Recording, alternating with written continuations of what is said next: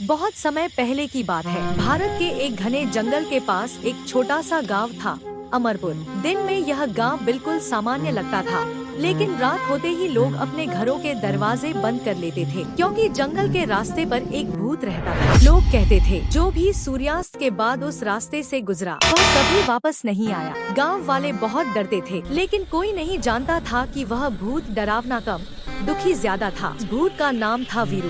वीरू कभी एक साधारण इंसान था।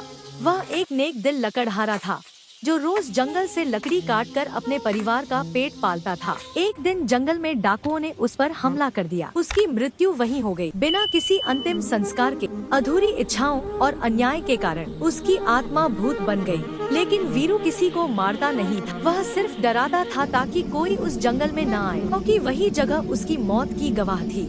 उसी गांव में रहता था एक छोटा बालक मोहन। मोहन हनुमान जी का बहुत बड़ा भक्त। वह रोज सुबह उठकर जय बजरंगबली कहकर दिन शुरू करता और रात को हनुमान चालीसा पढ़कर सोता। एक दिन मोहन की माँ बहुत बीमार हो गई। दवा लेने के लिए पास के कस्बे जाना जरूरी और रास्ता वही जंगल वाला था। गांव वालों ने मना किया, मत जाओ बेटा, वहाँ भूत है। लेकिन मोहन बोला, जब हनुमान जी साथ हो तो डर कैसा। रात का समय था, चारों ओर सन्नाटा, पेड़ों से अजीब अजीब आवाजें आ रही थी। अचानक तेज हवा चली और सामने प्रकट हुआ वीरू भूत। उसकी आंखें लाल, आवाज भारी।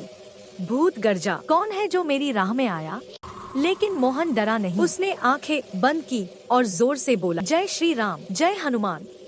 यह सुनते ही भूत के चेहरे का क्रोध शांत होने लगा। वीरू बोला, तू डरा क्यों नहीं? मोहन ने कहा, क्योंकि मेरे साथ हनुमान जी हैं। अचानक आकाश में तेज प्रकाश हुआ, धरती कांपने लगी और वहीं प्रकट हुए महाबली हनुमान जी, गदा हाथ में, चेहरे पर करुणा। हनुमान जी बोले, वीरू, तू किसी को नुकसान क्यों देता है? वीरू रो पड़ा।